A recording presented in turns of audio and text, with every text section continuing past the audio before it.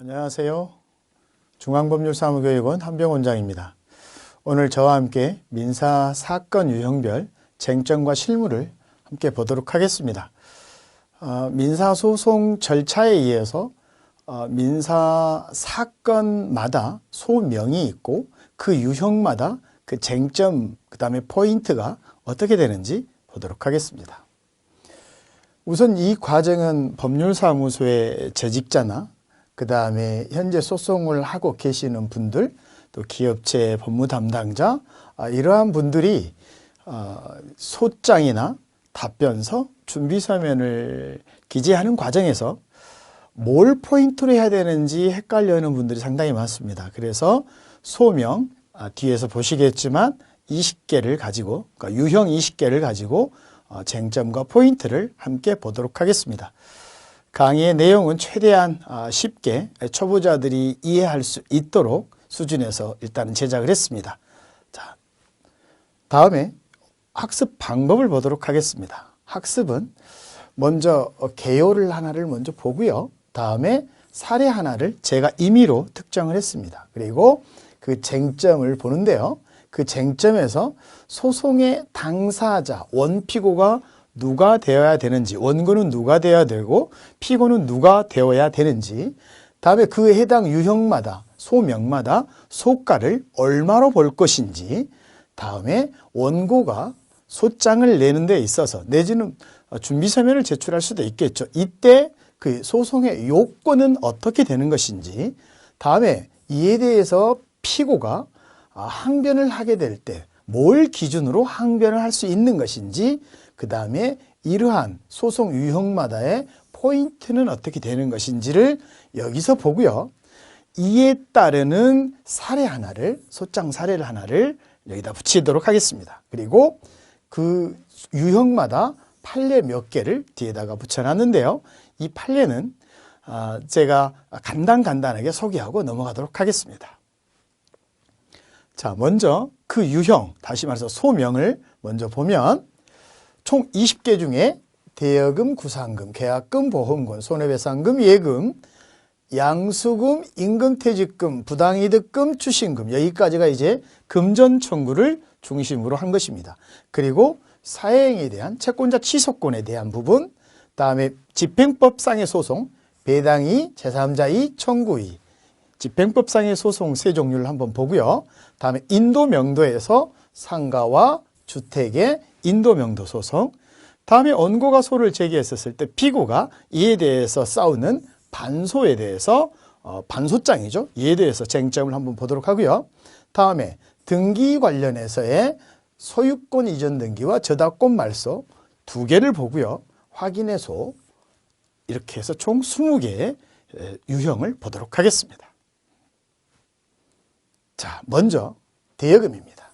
어떤 면에서는 대여금이 상당히 많이 소송이 상당히 많은 편이죠. 그래서 대여금을 좀 심도 있게 보도록 하겠습니다. 먼저 조금 전에 말씀드린 대로 설명을 드리도록 하고요.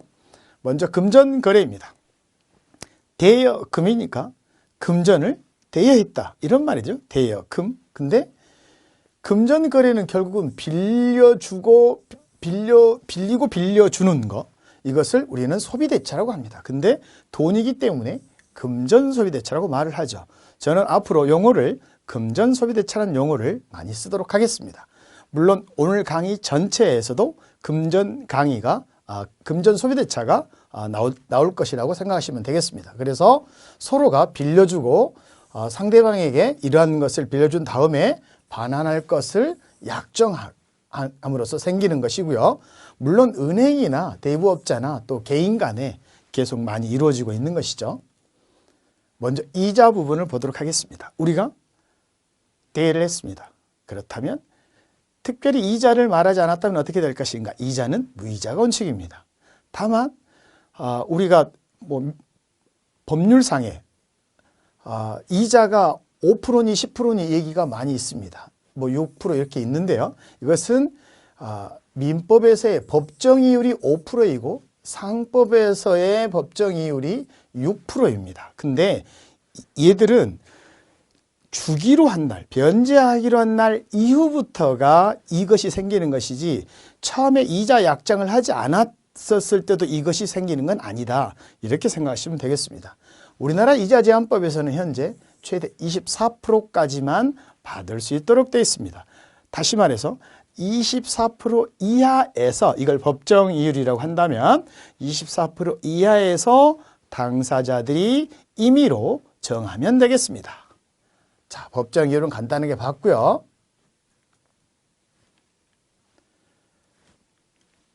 자, 다음에 채권자, 이제 돈을 빌려준 사람, 대주라고 할 수 있겠죠. 그 다음에 빌린 사람, 차주라고 할 수 있겠죠. 우리가 채무자라고 하겠습니다. 채권자와 채무자, 내 돈 갚어 요구할 수 있는 사람, 채권자, 그리고 그 상대방, 채무자가 금전 거래를 했고, 이건 케이스이기 때문에 제가 임의로 특정한 것입니다. 빌려주고 갚기로 한 날이 있습니다. 그리고 3천만 원을 빌려줬고 이자는 10%를 약정했다고 케이스 하나를 주고 뒤로 넘어가서 설명을 하도록 하겠습니다. 먼저 이 케이스에서는 당연히 소송이기 때문에 변제를 중간에 했다면, 내지는 뭐 변제 기일에 변제를 했다면, 뭐 공탁을 했다면 전혀 상관이 없겠죠. 자, 전제 조건, 소송을 간다는 전제 조건은 상대방이 의무를 이행하지 않았을 때 어떻게 할 것이냐. 결국은 소송밖에 없고, 그때 소송에서는 소명, 유형이 있는 것이다. 그때 대여금 반환 청구의 소송에서 여기를 본다는 것이죠. 그때 채권자, 돈을 빌려준 자가 원고가 되는 것이고, 차용자, 돈을 빌린 사람, 채무자가 피고가 된다. 이렇게 보시면 되겠습니다. 여기에서 보증인이 있다면 피고를 채무자 1, 채무자 2 이렇게 해서 보증인이 있다면 이렇게 기재를 해주시면 되겠습니다. 다음에 소가입니다. 원금과 이자가 있을 텐데 여기서 원금과 이자를 다 청구하는 것은 좋습니다. 다만 소가는 원금만이 소가이다. 제가 민사소송법에서 민사소송 절차 실무에서 이미 말씀드린 바와 같이 원리금을 다 청구를 할 수 있지만 소가를 정한 이유는 우리가 수수료, 인지를 납부하기 이한, 또한 관할을 정함이 이함이기 때문에 반드시 소가를 알아야 되고, 그때 우리는 소가가 얼마인가를 계산할 수 있어야 된다. 근데 원리금 중에 원금만 소가이다. 청구는 두 개 다 할 수 있다. 이렇게 말씀을 드렸습니다. 다음입니다. 빌려준 대여금의 반환 시기는 언제인가? 언제 받을 수 있겠는가? 라는 부분입니다. 먼저 기한을 정했습니다. 언제부터 언제까지? 그러면 기한이 도래하면 이때 받을 수 있겠죠. 다음입니다. 기한이익의 상실특약. 다시 말해서 이 시점부터 A라고 하겠습니다. B 시점이라고 하겠습니다. A부터 B까지 빌려주기로 했는데 만약에 일정 시점에 뭔가 청구를 만약에 한다면, 다시 말해서 약정을 할 때 여기서 우리가 조건을 걸었다. 예를 들면 강제집행을 당하면, 누가? 채무자가 강제집행을 당하면 기한이익을 상실시킬 거야 라고 했다면 바로 여기가 변제 시점이 된다 라는 개념입니다. 다음에 기한이 정함이 없는 경우, 자, 빌려만 줬습니다. 친한 친구에게 빌려만 줬습니다. 언제 받을지 모릅니다. 이것이 바로 기한을 정함이 없는 경우입니다. 자, 이럴 때는 언제 받을 수 있겠는가? 야, 언제 갚아? 라고 특정을 하면 된다는 것이죠. 그러니까 최고시라고 보시면 되겠습니다. 다만 최고를 하되 사람이 오늘 갚어 그렇다 해서 오늘 당장 준비된 게 아니잖아요. 그래서 일반적으로 며칠의 기한을 주는 거죠. 이렇게 최고를 하고 며칠 기간을 줘서 변제 기간을 특정한다. 그러면 이때가 바로 변제 기간이 된다라고 보시면 되겠습니다. 불확정 기한, 기한이 정해져 있지 않았다는 거죠. 조건이 있었다. 예를 들면 집을 팔면 이 돈을 갚을게, 물건을 납품하면 3천만 원을 갚을게 라고 했다면 바로 그 변제 시점은 물건을 납품할 때, 물건을 팔 때, 돈을 받을 때, 그때가 바로 변제 시점이 된다. 이렇게 보시면 되겠습니다. 자, 그렇다면 그 채무자가 변제를 해야 될, 이행을 해야 되는데 그 지체는 언제부터 되고, 우리는 소멸시효라는 게 있죠. 권리 위에 잠자는 자 보호하지 않는다는 대원칙, 바로 이것이 소멸시효죠. 일정한 권리자가 상대방에게 권리가 있지만 그 일정한 기간 안에 자기 권리 주장을 해야 되는데 그것을 하지 않는다면 그 권리는 소멸한다. 바로 그것이 소멸시효이고, 도대체 어느 날부터 그 소멸시효는 진행을 하느냐, 이게 아주 중요한 포인트가 되겠죠. 뒤에서 나오겠습니다만 사람에게 돈을 그냥 빌려주고 받을 수 있는 것은 받기로 한 날로부터 소멸시효가 10년입니다. 상사 채권은 대출을 해줬다면 그로부터 5년이, 그러니까 받기로 한 날로부터 5년이 지나면 소멸시효가 완성을 해서 채권자가 채무자에게 청구를 할 수가 없다, 이렇게 보시면 되겠습니다. 물론 소멸시효가 완성이 됐다고 해서 채무가 없는 건 아니고, 채무자가 변제를 하면 변제로서 유효는 합니다. 그러나 채권자가 소송을 통해서 강제로 받아낼 수가 없다는 데 문제가 있는 것이죠.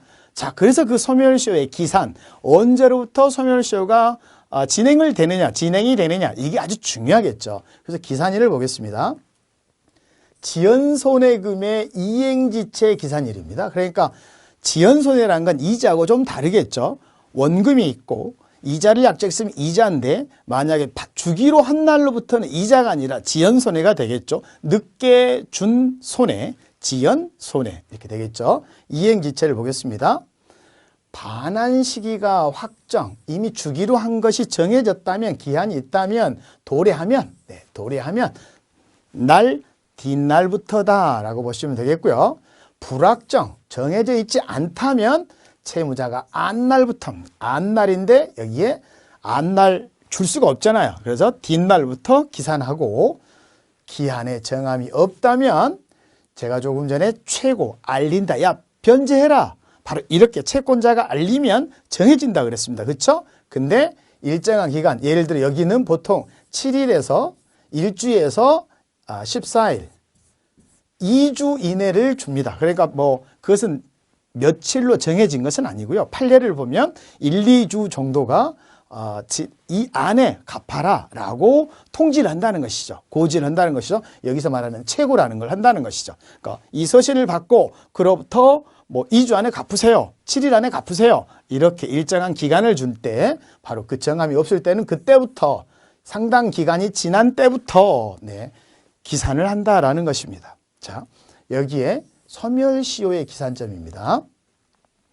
조금 전에도 이미 말씀드린 바와 같이 확정 기한이 있으면 기한이 도래하고, 불확정 기간일 때는 조건부 등을 성취할 때고, 앞에서 말한 바와 같이 정함이 없으면, 여기서는 정함이 없으면, 자, 채권이 성립 때부터, 그러니까 무슨 소리냐면 돈을 오늘 빌려주고 언제 갚기로 한 날이 없으면 바로 빌려준 시점, 여기서부터 성립 시부터 소멸시효가 시작된다라는 것이죠. 그러니까 결국은 이 말은 자연인이 자연인한테 돈을 빌려줄 때 기한이 정하지 않았다면 10년 안에 해야 되겠죠. 왜냐하면 10년이 지나면 소멸시효가 완성되기 때문이죠. 그래서 뭐 3년, 1년, 2년 이렇게 일정 정도 지나면 최고를 통해서 변제하세요, 이렇게 되는 거죠. 그러면 변제를 하세요 라면 이제 알게 되는 거죠. 그럼 그 뒷날부터 다시 소멸시효가 갈 수 있겠죠. 이렇게 보시면 되겠습니다. 물품대금, 물건을 납품하고 그 대금이 받을 게 있다면 납품일로부터 소멸시효가 기산된다, 이렇게 보시면 되겠습니다. 자, 이번엔 이제 채권자의 입장에서 바라봤고요. 이번엔 채무자의 입장에서 원고가 소장을 이렇게 냈습니다. 그렇다면 피고가 이제 답변서에서든 준비서면에서든 항변을 안 할 수도 있죠. 그래, 네 말이 맞아, 채권자 말이 맞아, 다 갚을게, 이럴 수도 있지만, 아니야, 나는 이런 이유 때문에 너에게 안 갚아도 돼, 바로 이것이 항변이란 말입니다. 그러면 피고가 어떤 항변을 할 수 있겠느냐? 자, 요것들은 뒤에가 있으니까 뒤에서 보도록 하겠습니다. 변제와 상계입니다. 먼저 내가 너에게 갚았잖니, 근데 왜 또 달라고 하니? 뭐 당연한 얘기겠죠. 그리고 실제로 받았는데 안 받았다고 또 달라고 하는 사람 별로 없겠지만, 어찌됐든 변제했다면 이렇게 변제 항변을 할 수 있겠는데요. 여기서 변제는 채권자의 주소에서 해야 되고 만약에 영업에 관한 것은 영업소에서 해야 된다. 그러니까 금융기관이면 영업소에서 하고 일반 자연인이면 채권자의 주소지에서 갚아라. 이런 걸 지참채무라고 합니다. 자, 이렇게 할 수 있고 두 번째 상계입니다. 상계는 동종의 채권끼리 이렇게 해서 우리 대등액에서 대등액으로 소멸시키자. 예를 들면 3천만 원을 빌렸는데 만약에 물건으로 납품했던 물품대금 받을 것이 2천이 있다면 그 2천은 그 3천에서 상계시키고 내가 1,000만 원만 줄게. 바로 이것이 상계이다. 그리고 상계를 했으면 상대방은 채권자는 채무자에게 나는 1,000만 원밖에 없는데 왜 3천만 원을 다 청구하는 것이니? 라고 항변할 수 있겠다. 이런 말입니다. 다음에 면책적 채무인수입니다. 자, 여기서 면책이라는 건 채권자가 있고 채무자가 있었을 때 이때 이 채무자 대신 제3자가 내가 채무를 얘 채무 대신 내가 갚을게. 바로 이것이 채무 인수입니다. 근데 면책적이라는 것은 얘한테는 받지 마세요. 나 혼자만 줄게. 이게 면책적이고요. 여기서 말하는 병존적 채무 인수는 얘도 채무자니까 갚고 얘가 안 갚으면 나도 갚을게요. 바로 이것이 병존적 채무 인수입니다. 그렇다면 면책적 채무 인수, 얘한테는 받지 마세요. 내가 다 줄게. 라고 했는데 얘가 얘한테 소송을 했고 그 면책적 채무 인수에 동의를 했었다면 여기는 여기에게 항변할 수 있겠죠. 그러나 여기는 변제를 해줘야 되겠죠. 이해하셨죠? 면책적 채무 인수와 병존적 채무 인수. 다음에 상속폭이나 한정승인이 있습니다. 이 부분은 상속 재산일 때 이야기했죠. 누군가는 사람이 사망을 하고 죽은 이후에 거기에 대한 상속인들이 결국은 적극 재산과 소국 재산을 다 상속을 받게 되는데 이 소국 재산, 소위 말하면 망인의 부채에 있어서 상속인이 변제를 해야 되는데 그때 나 상속 포기했어요. 이렇다면 변제 의무가 없겠죠. 두 번째, 상속인이라고 하더라도 포기를 할 수 있으니까요. 두 번째, 한정승인. 저는요, 채무는 1억인데 적극 재산이 100만 원밖에 아니에요. 그래서 100만 원 범위 내에서만 나는 갚을 수 있어요. 나머지는 안 갚아도 돼요. 바로 이것이 한정승인. 한정승인일 때 항변이다. 이렇게 보시면 되겠습니다. 자, 이 부분은 뒤에서도 또 나오니까요. 거기서 제가 부연 설명 드리도록 하겠습니다. 다음에 소멸시효의 항변입니다. 자, 민사채권 제가 조금 전에 소멸시효가 기산점, 언제부터 기산하는지 설명을 했습니다. 자연인과 자연인, 그다음에 상사채권 5년이라고 말했습니다.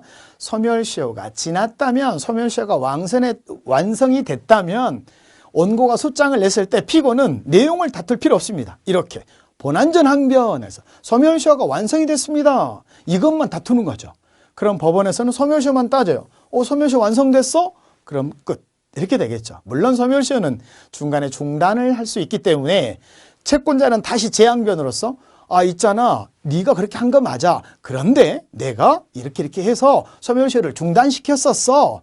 자, 그 소멸시효의 중단 사유, 청구, 소송, 보존처분, 강제집행. 바로 이러한 것들이 소멸시효의 중단 사유고 중단이 되면 새로 시작된다.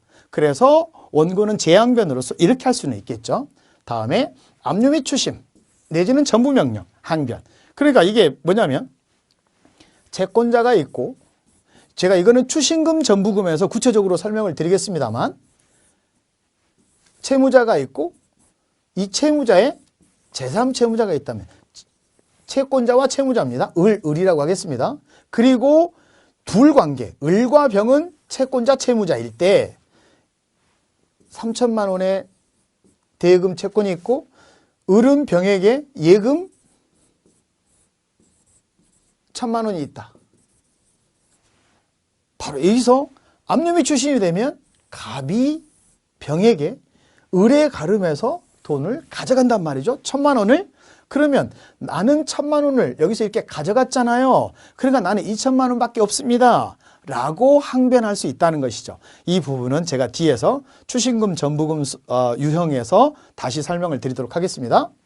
다음에 변제공탁입니다.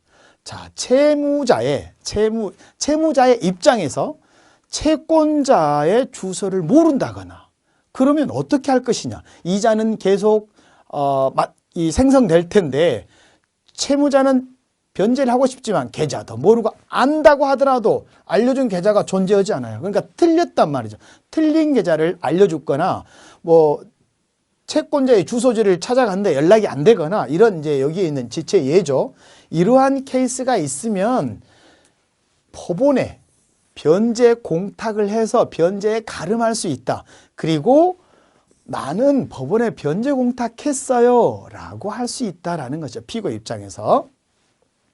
자, 쟁점과 포인트에서 이제 채권자와 채무자의 관계에서 돈이 들어왔습니다. 채무자가. 근데 전액이 들어온 게 아니라 일부가 들어왔다면 과연 그 돈은 이자가 있고 비용이 있고 원금이 있는데 어떤 돈을 변제한 것이냐 우리는 고민스럽죠. 또 연속적 계속적으로 채권이 생겨요. 오늘 물건을 100만 원 납품하고 그 뒷날 200만 원 납품하고 뒷날 300만 원 납품했어요. 그냥 가정해요. 이렇게. 그러면 200만이 들어왔으면 어떤 돈을 갚은 거냐? 이 돈을 갚은 거냐? 이 돈을 갚은 거냐? 이 돈을 갚은 거냐? 이런 거죠. 자, 먼저 순서로 말하면 오래된 것과 최근 것이 있으면 오래된 것을 먼저 갚은 것이다. 그러니까 여기서 100, 여기서 100. 그리고 이 돈에 100만 원 남고 300에서 400만 원이 남은 거고 비용과 이자와 원금이 있으면 1번 비용을 갚는 거고 비용을 먼저 갚는 거고 200 중에 그 다음에 이자를 갚는 거고 남아있는 돈으로 원금을 갚은 것으로 계산을 한다라고 보시면 되겠습니다. 왜냐하면 이자 같은 것이 정해져 있다면 그때 우리는 얼마가 남아있느냐 이런 것을 계산하기 어렵잖아요. 그래서 이렇게 변제 충당의 순서가 있다. 그리고 그것에 대해서는 합의를 할 수 있다라고 보시면 되겠습니다. 우리가 갚으면 무엇부터 갚은 걸로 하자 이렇게 합의를 할 수 있다라고 보시면 되겠습니다. 자, 간단하게 그래프를 다시 한번 보겠습니다. 그렇다면 빌려준 날 받기로 한 날 있단 말이에요. 근데 이자를 10%를 약정했는데 이자를 주지 않는다면 우리는 이기의 차임을 주지 않으면 계약을 해지할 수 있다. 민법이란 말이죠. 그래서 3기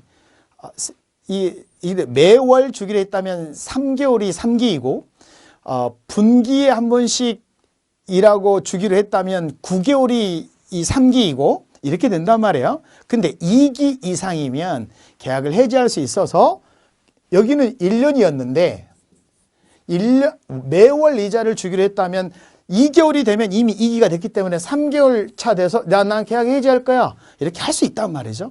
그러니까 채권자 혼자 채무자에게 내용 증명이나 이런 걸 보내서 나는 금전 소비대차 계약을 해지합니다. 알고 계시고 원금 주시고 지금까지 밀린 이자 주세요. 라고 이렇게 보낸단 말이죠. 그래도 안 줘? 그럼 소송을 하겠죠. 이렇게 된다는 거죠. 그러면 여기서부터는 지연손해가 되고 여기는 이자 청구권이 있는데 이때 이자에 대한 소멸시효와 지연손해에 대한 소멸시효가 역시 다르고 두 번째 여기는 10%지만 소송으로 했었을 때는 소송촉진특례법에 따라서 12%까지를 청구할 수 있다. 이런 점이 또 다르게 되는 거죠. 물론 이자에 해당되는 손해만큼 10%를 청구해도 무방하죠. 왜? 우리나라는 처분권주의니까. 처분권주의라는 건 원고가 그러니까 피고에게 다시 말해서 채권자가 채무자에게 야, 나 뭐 원금의 일부분 받을 거야? 이자 안 받을 거야? 얼마든지 할 수 있는 거. 그래서 원고의 주장대로만 하는 거. 그것에 대해서 법원은 그 안에서만 확인하는 거. 이런 것들이 바로 처분권주의다. 이렇게 보시면 되겠습니다. 자, 소장의 사례입니다. 이제 사례를 제가 하나 간단히 만들어 봤고요. 우선 원고는 채권자겠죠. 생년월일과 주소, 그 다음에 대리인 있으면 대리인, 이렇게. 다음에 피고는 채무자, 보증인이 있으면 피고 1, 피고 2, 피고 3 쭉 가시면 되고요. 다음에 대여금 반환 청구에서 소송의 이름이죠. 지금 대여금 유형이니까 다음에 청구 금액을 기재했습니다. 이자까지 기재 안 하고 원금만을 기재했습니다. 그렇다고 해서 실제로 3천만 원만은 청구하는 건 아닙니다. 이자, 지연손해 다 청구할 수 있는 것입니다. 다음에 청구 취지입니다. 청구 취지는 소의 결론을 얘기합니다. 소의 결론 중에 1번이 바로 결론이고 2번은 소송 비용, 3번은 가집행에 대한 것입니다. 그래서 결론 3천만 원 주고 그에 대해서 이율에 대해서 10%와 그 다음에 여기 12%는 소송촉진특례법에서의 법정 이율입니다. 이건 약정 이율이었고요. 물론 약정이 없었다면 법정 이율 청구할 수 있습니다. 민사채권 5%, 상사채권 6% 청구할 수 있다 이런 얘기예요. 청구 원인입니다. 청구 원인은 청구 취지의 일항과 같은 것을 어떻게 해서 청구할 수 있었느냐 그 이유 바로 청구 원인입니다. 주로 나는 누구에게 얼마를 빌려줬어요. 그리고 계약을 해지했어요. 기한의 이익을 상실시켰습니다. 그죠? 결론적으로 나한테 이 돈을 줄 게 있어요 라는 내용이죠. 입증 방법에서 이런 차용증, 내용증명 이런 것을 서증이라고 합니다. 서증 목록이라고 해도 좋습니다. 이렇게 해서 첫 번째 내는 걸 1호증, 두 번째 2호증, 3호증, 4호증 쭉 해서 가시면 되고요. 항소심에서는 이어서 간다라고 보시면 되겠습니다. 그리고 기타, 이건 이제 입증이고요. 증거 자료고요. 첨부서류는 붙인다는 뜻이죠. 증거라는 개념이 아니라 위 입증자료, 소장 부본. 여기서 소장 부본의 개념은 종이로 낼 때 부본이고요. 대부분 사이트에 연결해서 전자로 한다면 부본의 개념은 없습니다.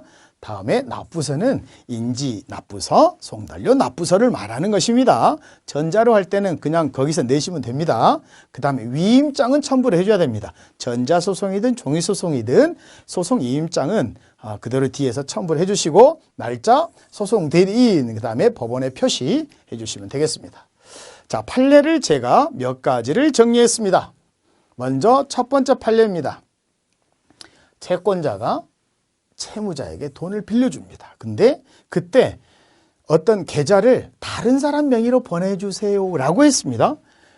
채무자는 여기인데 명의는 이 사람 명의로 했다면 이때 당연히 채권자는 채무자에게 달라고 하겠죠. 그러나 명의대여자에게 채권자가 돈 주세요 라고 할 수 있는가라는 부분입니다. 근데 이게 순수한 그냥 빌려준 대여금이었다면 여기는 안 된다라는 거죠. 제가 향후에 판례들을 쭉 보여드릴 텐데요. 유형별마다 여기가 소극이라고 나면 이라고 표시가 되어 있으면 아니다 그렇게 해석하지 않는다라고 해석하시면 되고요. 적극이라고 나오면 그렇다, 긍정적이다 이렇게 해석을 하시면 되겠습니다. 제가 소극, 적극을 미리 다 기재를 해놨거든요. 그래서 결론을 바로바로 알 수 있도록.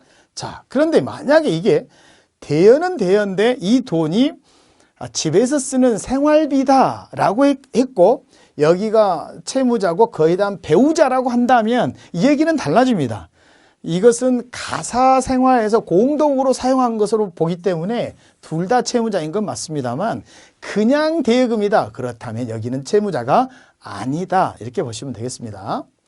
다음 두 번째입니다. 자, 채무인수 조금 전에 설명을 드렸습니다. 채권자가 있고 채무자가 있는데 이때 제3자가 채무를 인수를 할 때 이 부분이죠. 대신 내가 갚을게요. 이게 채무인수라고 그랬어요. 자, 근데 여기에서 중첩적으로 인수하는 부분, 여기 내용을 보면 이런 거예요. 이 어음이나 수표, 이 인수인이 어음이나 수표를 발행하는 것이 여기가 면책, 받지 말한 것이냐 라는 거예요. 근데 그렇게 할 것으로 볼 수 없다. 다시 말해서 중첩적으로 인수한 것으로 볼 것이냐. 그러니까 여기도 갚고 여기도 갚은 걸로 볼 것이냐. 그렇다라는 뜻이에요. 그렇다. 면책적이면 여기는 안 갚아도 되지만 중첩적이면 그러니까 병존적이면 여기도 갚고 여기도 갚아야 된다라는 얘기입니다. 채무인수 중에. 보통 채권자가 있고 자녀가 있고 아버지가 있으면 자녀 대신 아버지가 나타나서 있잖아요. 내 자식 건 내가 갚을게요. 이렇게 이야기할 수 있겠죠. 그렇다면 이게 바로 채무인수다라고 보시면 되고 자녀에게 돈이 있으면 자녀도 갚고 아버지에게 돈이 있으면 아버지가 갚을 수도 있는 거죠. 이걸 채무인수라고 생각하시면 되겠습니다. 다음에 세 번째 판례입니다. 대여금을 채권이 발생한 다음에 시효가 도가했습니다. 소멸시효가 완성이 됐어요. 5년이든 10년이든 간에 발생했습니다. 완성했습니다. 근데 이때 소멸시효가 완성 후에 채무를 승인했어요. 채무자가 소멸시효가 완성됐지만 제가 갚겠습니다. 얼마든지 그럴 수 있죠. 소멸시효가 완성이 됐어도 이런 채무를 자연채무라고 합니다. 다시 말해서 채무자가 변제하는 행위는 유효하다라는 것이죠. 자, 여기서 채무를 승인한 채무자는 소멸시효의 사실을 알고 그 이익을 포기한 것으로 추정할 수 있느냐? 당연한 얘기겠죠. 그렇죠? 소멸시효가 완성이 됐지만 내가 갚겠습니다. 그럼 당연히 이익을 포기한 거죠. 소멸시효를 주장해서 나는 안 갚겠습니다. 법률로는 가능하지만 그것을 포기한 것이다. 바로 이러한 판례죠. 다음에 채무자가 이제 어떤 채권자가 채무자로부터 변제 금원의 수령 사실을 인정했어요. 변제 금액을 받았다는 걸 했어요. 근데 타채무의 변제에 충당하였다고 주장한다면, 자, 이미 돈을 줬는데 다른 이 채권 알고 다른 채권에다가 내가 변제 받은 걸로 했습니다 라고 했다면 그 채권자가 뭘 주장하고 뭘 증명해야 되느냐, 바로 이런 부분이죠. 채권자에게 네가 주장해라 이렇게 했다면 뭘 주장하고 뭘 증명하느냐라는 부분에 있어서 합의가 있었다면 당연한 얘기고요.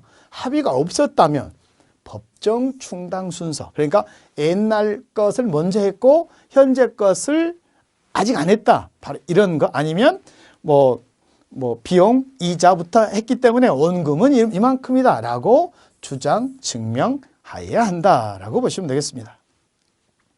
자, 지금까지 대여금 반환 청구의 소명별 쟁점, 그 다음에 유형별 사례를 잠깐 봤습니다.